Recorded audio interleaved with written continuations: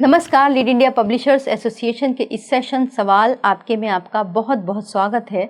मैं हूं doctor Taruna S Gaur. हमारे एक दर्शक हैं सहरसा कोसी लाइव से। उन्होंने सवाल किया है कि अगर डिजिटल मीडिया पंजीकरण के लिए कोई मीडिया हाउस अकाउंट नंबर और IFSC कोड मांगे तो क्या देना चाहिए। तो पहले अगर इस सवाल को समझना हो तो उसके पहले हमें समझना होगा कि आखिर डिजिटल मीडिया रजिस्ट्रेशन होता कैसे है और उसमें कौन कौन से डॉक्यूमेंट्स अनिवार्य होते हैं। क्या GST उसमें लगता है, आधार कार्ड लगता है या पैन कार्ड लगता है, क्या उसके अंदर कंपनी रजिस्ट्रेशन सर्टिफिकेट की भी मांग की जा सकती है, और सबसे बड़ा सवाल कि रजिस्ट्रेशन आखिर देता कौन है। जो सवाल आपने किया कि एक मीडिया हाउस ने आपसे रजिस्ट्रेशन के लिए अकाउंट नंबर और IFSC कोड मांगा, तो सवाल एक ये भी उठता है कि आपने क्या उनसे MSME रजिस्ट्रेशन की सर्विसेज मांगी थी या फिर आपको उन्होंने PRGI में रजिस्ट्रेशन के लिए कहा था। मतलब पहले आपको यही समझना होगा कि आप प्रोसेस के तहत डिजिटल मीडिया का रजिस्ट्रेशन करवाने जा रहे थे।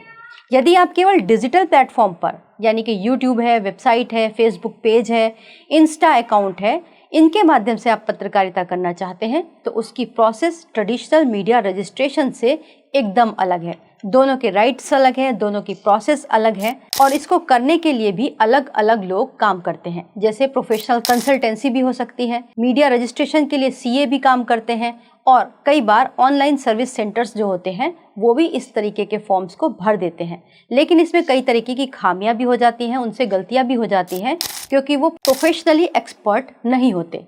तो इसीलिए थोड़ा सावधानी की ज़रूरत होती है।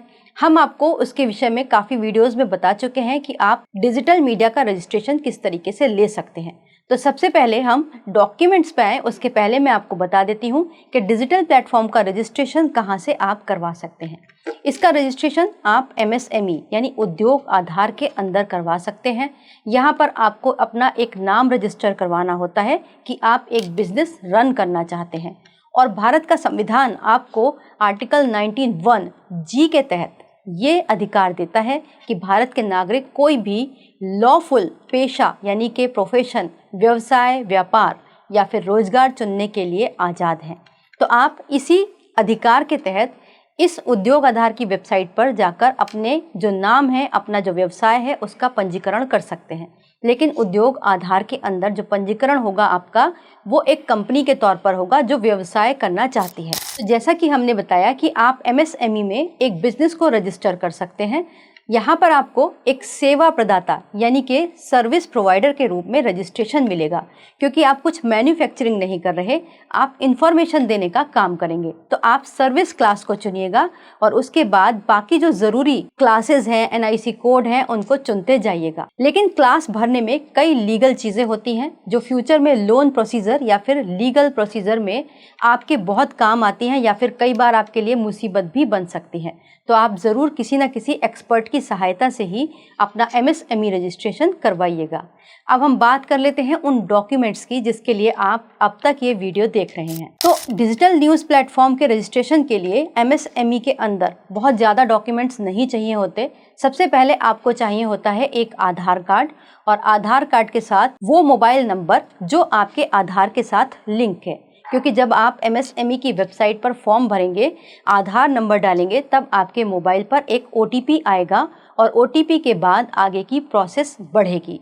इसके अलावा कुछ लोगों के मन में ये भी सवाल आते हैं कि क्या इसमें पैन कार्ड जमा करना मैंडेटरी है, क्या GST लगाना पड़ेगा। तो शुरुआती तौर पर हम कहें तो तुरंत नहीं, मतलब GST तब लगाना होता है जब आपकी कंपनी का टर्नओवर 20 लाख से ज़्यादा हो जाए। पैन कार्ड की भी आवश्यकता तब पड़ेगी जब आप मुद्रा लोन या फिर कोई भी दूसरे टाइप के लोन आप MSME से लेने जाएंगे, तभी आपको ये आवश्यक पड़ेंगे। अब एक और इम्पॉर्टेंट बात कि आपने MSME में जो रजिस्ट्रेशन लिया, हम बार बार कहते हैं कि कंपनी के तौर पर है, लेकिन हम आपको ये भी सजेस्ट करेंगे कि अगर आप अभी शुरुआती दौर में हैं तो अपने डिजिटल प्लेटफॉर्म का रजिस्ट्रेशन कंपनी के तौर पर मत करवाइएगा। वहाँ पर आप अगर अकेले काम कर रहे हैं तो प्रोप्राइटरशिप में काम कीजिएगा। इससे आपको खर्च भी कम लगेगा, डॉक्यूमेंटेशन भी आपको बहुत ज़्यादा नहीं करने पड़ेंगे।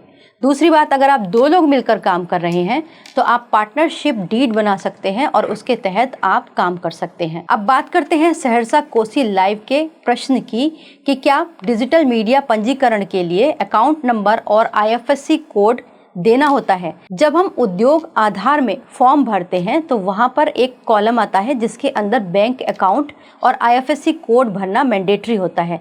अगर आप ये फॉर्म पर नहीं भरेंगे तो फिर आपका फॉर्म आगे नहीं बढ़ता। इसीलिए जब फॉर्म भरा जाता है तो इसकी ज़रूरत होती है। और IFSC कोड और बैंक अकाउंट से ज़्यादा कोई नुकसान नहीं होता। अगर आप किसी को शेयर कर रहे हैं तो वो भरोसे का व्यक्ति हो, ये तो ज़रूरी है, लेकिन ऐसा कुछ नहीं है कि अनवांटेड उसका फ़ायदा उठा लिया जाएगा। जब आप अपना आधार नंबर भी शेयर करेंगे तो भी आप जो कॉपी वगैरह देंगे उस पर लिख दीजिएगा कि आप किस पर्पज़ से अपने आधार की कॉपी शेयर कर रहे हैं। तो ये कुछ आपकी सावधानी होती है जिनके साथ आप MSME रजिस्ट्रेशन या फिर किसी के भी साथ अपने कोई से भी डॉक्यूमेंट्स को शेयर कर सकते हैं। तो आपने अब तक जाना कि अगर आप भी डिजिटल मीडिया रजिस्ट्रेशन करवाना चाहते हैं तो आपको उद्योग आधार की वेबसाइट पर जाना होगा और मैंडेटरी जो डॉक्यूमेंट है उसमें आपका आधार काम आएगा। लेकिन चलते चलते आपके लिए एक बात और ज़रूरी है जो मैं बता देती हूँ कि जब आप फील्ड में रिपोर्टिंग करने के लिए जाएंगे तब आपके सामने एक प्रश्न आएगा, वो होगा प्रेस आई कार्ड का। तो क्योंकि आपका रजिस्ट्रेशन एक कंपनी के तौर पर है तो प्रेस आई कार्ड आप जारी नहीं कर सकते, लेकिन आपके सामने एक ऑप्शन हमेशा है कि आप लीड इंडिया के साथ जुड़ सकते हैं, मीडिया टाई अप कर सकते हैं और अपने चैनल को स्वतंत्र रूप से चला सकते हैं। उम्मीद करते हैं ये वीडियो आपके लिए उपयोगी होगा। अगर आपको ये वीडियो अच्छा लगे तो इसे लाइक कीजिएगा, शेयर कीजिएगा और सब्सक्राइब भी कीजिएगा। वीडियो देखने के लिए बहुत बहुत धन्यवाद।